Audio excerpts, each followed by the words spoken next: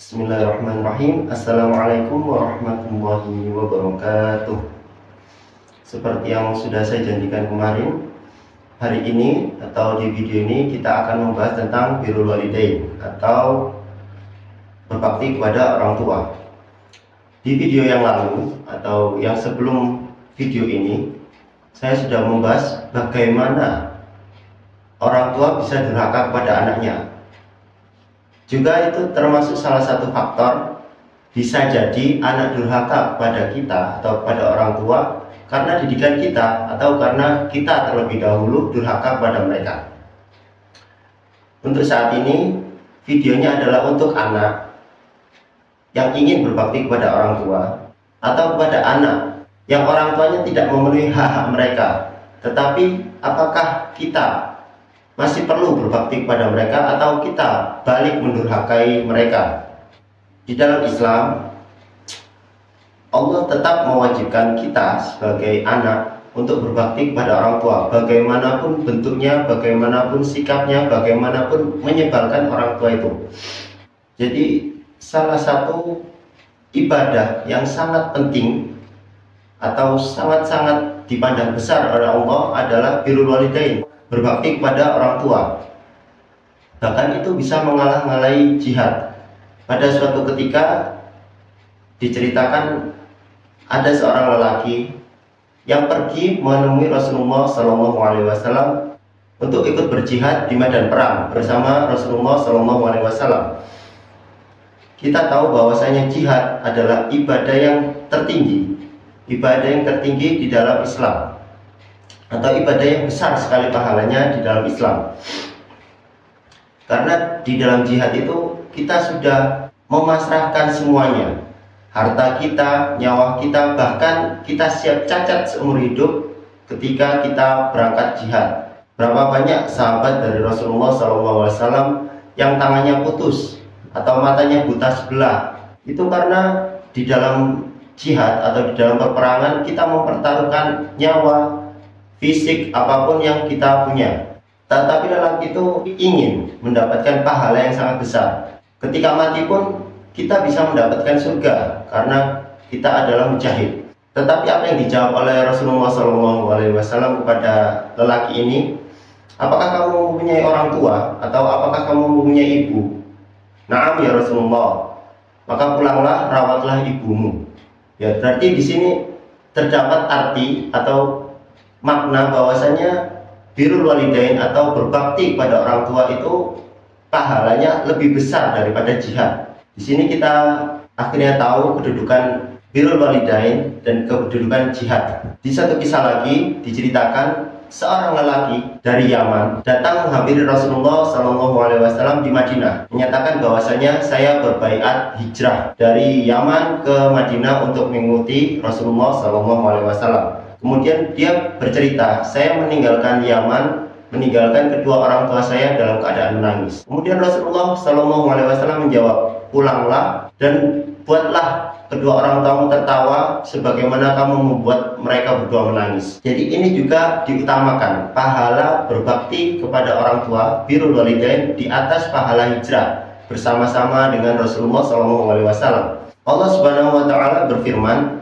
wa qadara rabbuka alla ta'budu illa iyyah wa bil walidaini ihsana. Jadi dalam ayat ini Allah menyatakan bahwasanya yang pertama kali prioritas bagi umat muslim adalah Allah dan Rasulnya, beribadah kepada Allah dan mentaati apa yang diperintahkan oleh Rasul SAW. Kemudian kedudukan yang kedua adalah orang tua. Begitu pentingnya orang tua di sisi agama Islam. Di satu kisah juga disebutkan seorang anak bisa disebut juga durhaka kalau dipandang dari pandangan orang tuanya.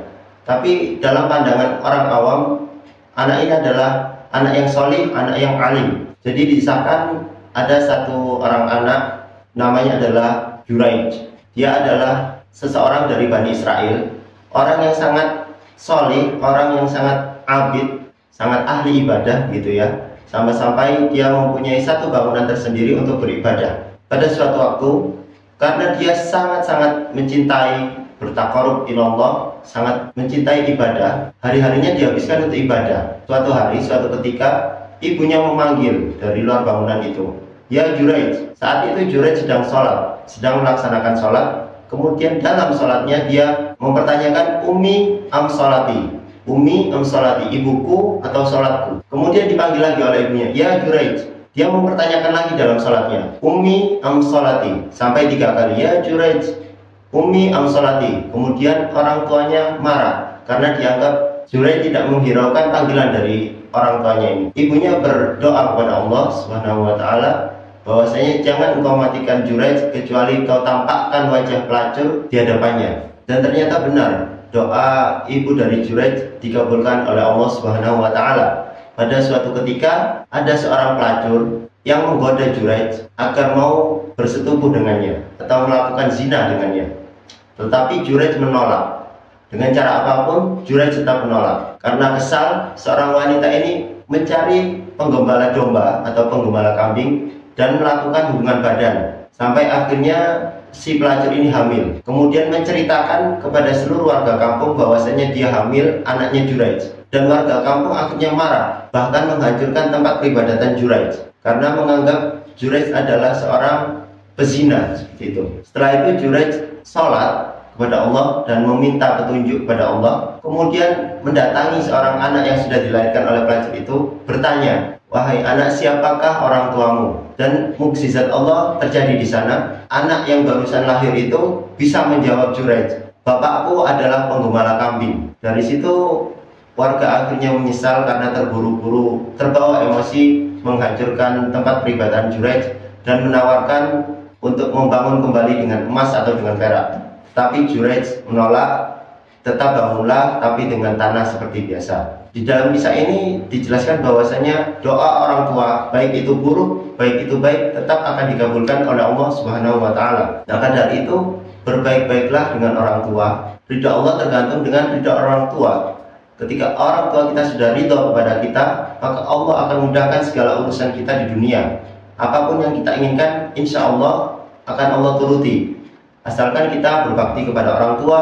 Tujuan dari kita bekerja adalah untuk menyenangkan orang tua misalnya, maka Allah akan mudahkan segala urusan kita di dunia ini. Allah akan mudahkan segala sesuatunya. Apapun urusan kita, itu akan terasa lancar. Salah satu kisah lagi akan saya sampaikan yang kisahnya sudah masyhur. Jadi ada 3 orang yang terkurung di dalam gua tertutup batu. Kemudian ketiga-tiganya bertawasul kepada Allah dengan amal kebaikannya. Singkat cerita, batu itu terbuka karena satu orang bertawasul dengan amal ibadah berbakti kepada orang tuanya. Jadi dia bekerja sebagai pemurah susu yang setiap harinya susu-susu tersebut dibagikan kepada orang tuanya dan kepada keluarganya. Ketika susu itu sudah diperah, yang pertama diberi adalah orang tuanya. Setelah orang tuanya minum, barulah dia bagikan kepada keluarga atau ke tetangga-tetangganya. Pada suatu ketika, suatu hari, dia terlambat pulang dari pekerjaannya. Kemudian mendapati kedua orang tuanya sudah tertidur. Karena dia berbakti kepada orang tua dan takut membangunkan kedua orang tuanya, dia berdiri dengan membawa susu yang biasa dia sajikan kepada orang tuanya sampai pagi hari, sampai kedua orang tuanya bangun. Karena dia tidak mau ketika orang tuanya bangun, orang tuanya tidak melihat susu yang biasa dia suguhkan kepada mereka. Dia berdiri tanpa mengucap apapun, tanpa mengeluh bahwasanya dia berdiri semalaman membawa susu itu, berharap orang tuanya bangun dan meminumnya. Dia melakukan birrul walidain dengan sangat-sangat ikhlas. Akhirnya batu yang menutupi goa dari 3 pemuda ini terbuka. Itulah salah satu kisah yang menyatakan bahwasanya kedahsyatan pahala dari birrul walidain. Kisah yang terakhir akan saya sampaikan adalah kisah Umar ibn Khattab yang diperintah oleh Rasulullah SAW untuk mencari satu orang. Umar disuruh Rasulullah SAW kepada orang ini untuk memintakan ampunan atas dosa-dosanya. Bayangkan sekelas Umar, yang orang kedua setelah Abu Bakar As-Siddiq, orang kepercayaan Rasulullah yang menjadi khalifah setelah Abu Bakar, itu disuruh meminta ampunan lewat doa salah satu orang ini. Jadi orang itu adalah Uwais Al-Qarni, orang yang berasal dari Yaman. Umar sami'na wa ata'na terhadap perintah Rasulullah SAW. Jadi dia pergi ke Mekah, pergi ke perbatasan. Setiap ada kelompok yang menyatakan bahwasanya mereka berasal dari Yaman, dia memanggil atau berteriak, adakah di antara kalian yang bernama Uwais? Beliau terus mencari sampai akhirnya bertemu dengan Uwais. Dia meminta Uwais untuk berdoa memohon ampunan untuk dirinya atas dosa-dosa yang dilakukannya. Dan ternyata Uwais Al-Qarni adalah orang yang sangat berbakti kepada orang tuanya. Dia mengasuh orang tuanya hingga didengar oleh penduduk-penduduk langit. Namanya tidak terkenal di bumi, tapi dikenal di langit karena berbaktinya kepada orang tua. Kedudukannya tinggi dikarenakan ibadah, yaitu birrul walidain. Bahkan sekelas Umar bin Khattab yang ketika dia berdaham setan kabur, orang yang diamanai khalifah kedua dalam Islam diminta bertemu Uwais untuk memintakan atau menggugurkan dosa. Tentu saja Allah lah yang menggugurkan dosa, tetapi perantaranya adalah doa seorang yang soleh, yaitu Uwais Al-Qarni. Salah satu keutamaan orang yang istiqomah untuk melakukan birrul walidain adalah doanya selalu mustajab. Apa yang ada di dalam doa-doanya akan dikabulkan oleh Allah Subhanahu wa taala. Tadi sudah disebutkan di dalam ayat wa qadara rabbuka alla ta'budu illa iyyah wa bil walidaini ihsana, yang artinya kedudukan Allah dan perintah Rasul itu tetap lebih tinggi. Jadi apakah kita harus berbakti kepada orang tua dengan secara mutlak, ataukah kita masih bisa menentang atau menolak apa yang diperintahkan oleh orang tua?